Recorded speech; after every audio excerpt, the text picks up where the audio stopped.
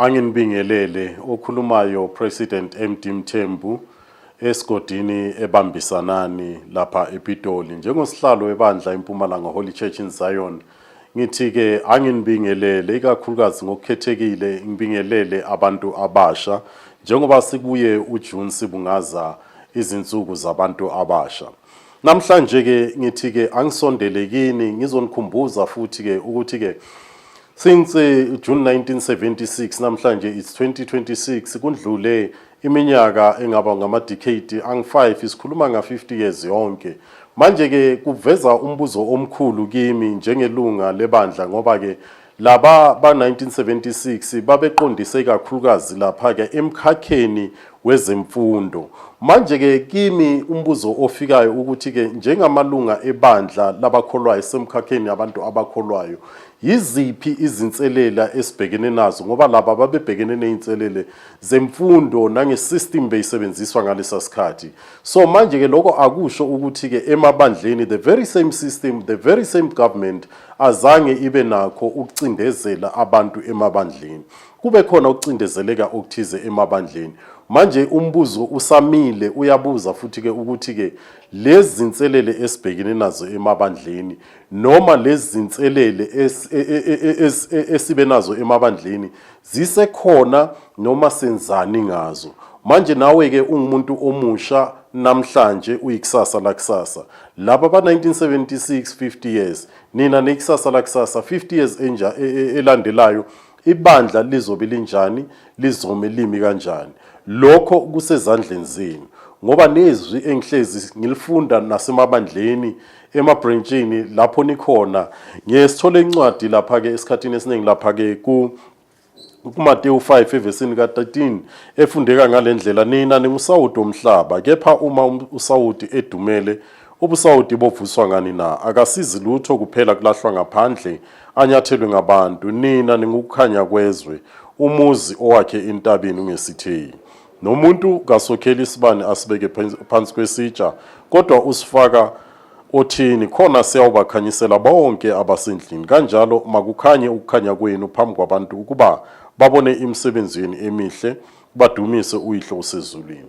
Njengoba ngisho ngithi ke idumela lalaba ba 1976 lisazwakala namhlanje kodwa ke umbuzo ukuthi ke wena 50 years ezayo noma 10 years ezayo noma 20 years ezayo uluphi ushintsho ongaliletha ebandleni yini into ongayenza ebandleni ukuthi ke isimo sibe ngcono singafani nalesa saqala ngoba ke ikakhulukazi sisigxile kakhulu epolitikini yasemkhakheni eyahlukahlukene kodwa la ebandleni zikhona izinselele enibhekene nazo nina njengabantu abasha.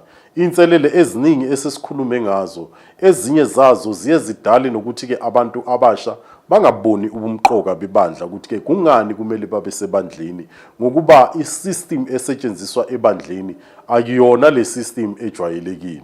Manje ke ngithi ke kusezandleni zenu njengekusasa lakusasa ukuthi ke nifuna ibandla liguquke libe ngendlela enjani. Manje ke lokho ke kusezandleni zenu.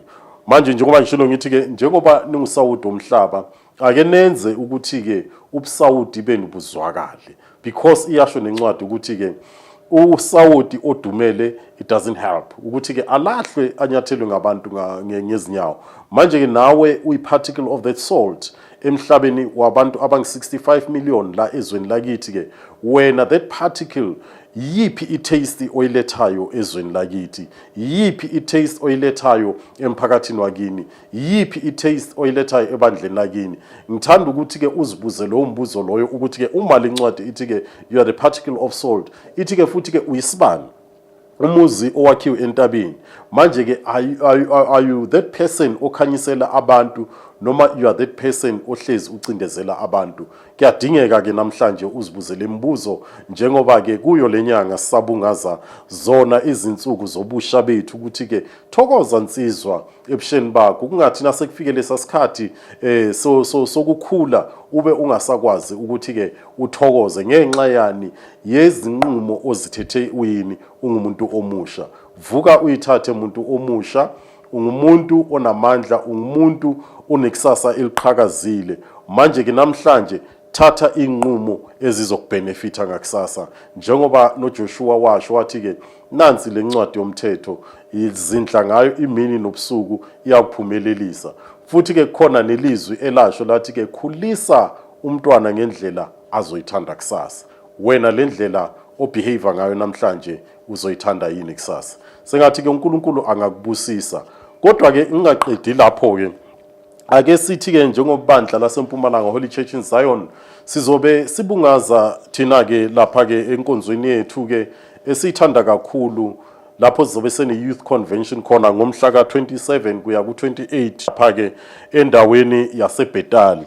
Kanje ke izabe ihostwe umengameli wakithi oseBhetali uPresident B Ngwenya. Manje izabe ilapha esikolweni iAlpheus Delani Nkosi Secondary School ikheli lithi ke 3380 extension 2 Mthethwa Street eMzinoni Township.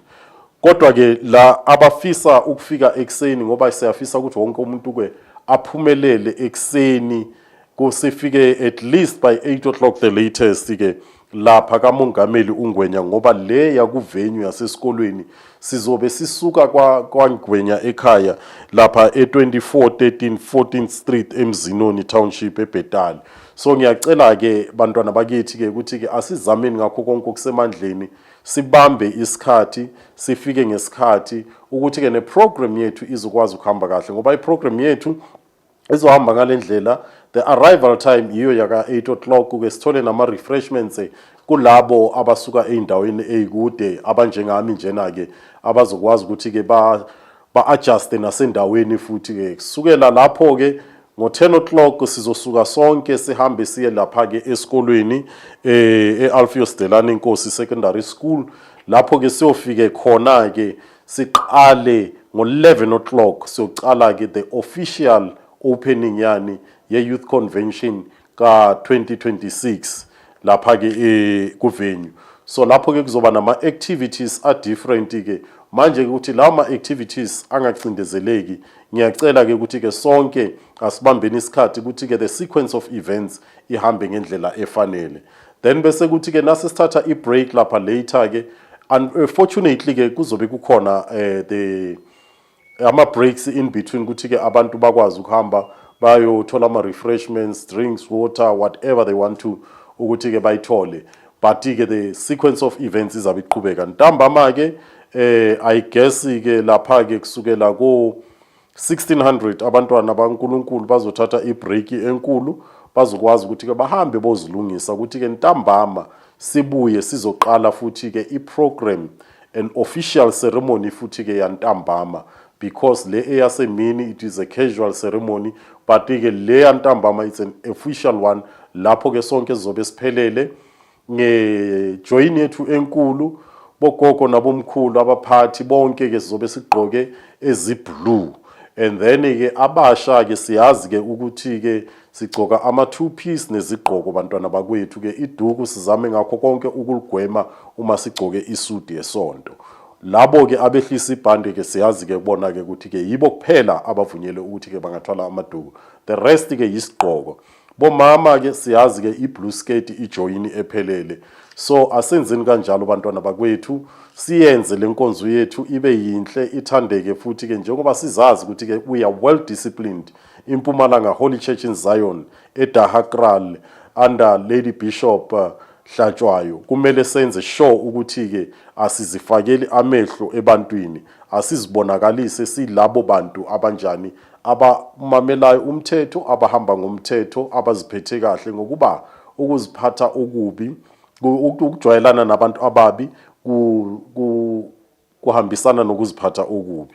Ngiyacela ke ukuthi ke masingayiphathi kabi ke sihambe ngendlela efanele. Asibambeni isikhathi ayivive yonke imikhosi, awadume amabhasi, awadume amakhumbi, imoto zidume, siyobheka khona lapha eBhetali. Sengathi ke uNkulunkulu anganibusisa niseza siyohlangana khona eBhetali.